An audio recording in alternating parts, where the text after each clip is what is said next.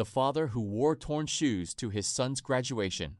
Some shoes are brand new, worn only a few times before being forgotten in the corner of a closet.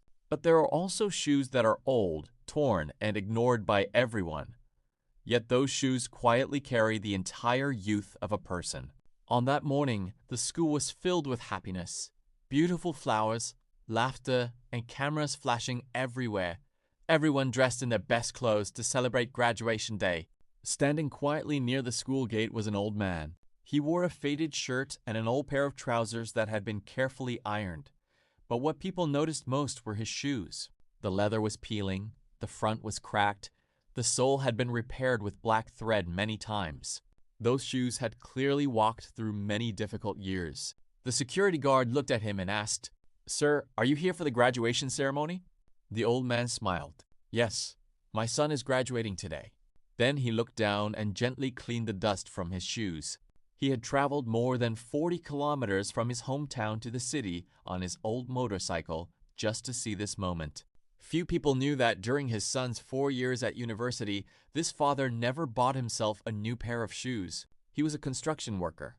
On sunny days, he worked from early morning until late at night.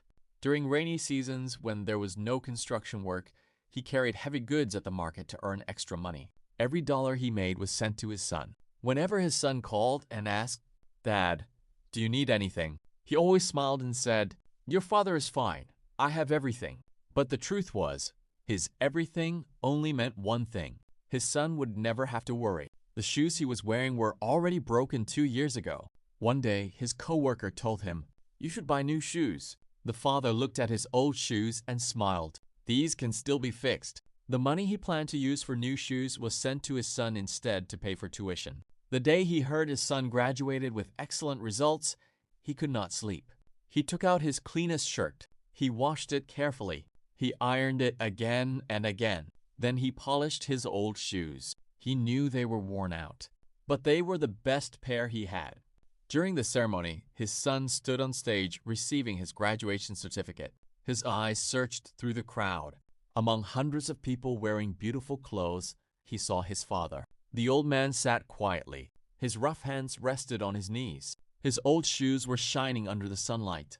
At that moment, the son remembered everything. The late-night phone calls when his father only asked, "Have you eaten yet?" The days his father said, "I just got my salary." But later, he discovered his father actually had no work. The times his father said, "Everything at home is fine," while their old house was slowly falling.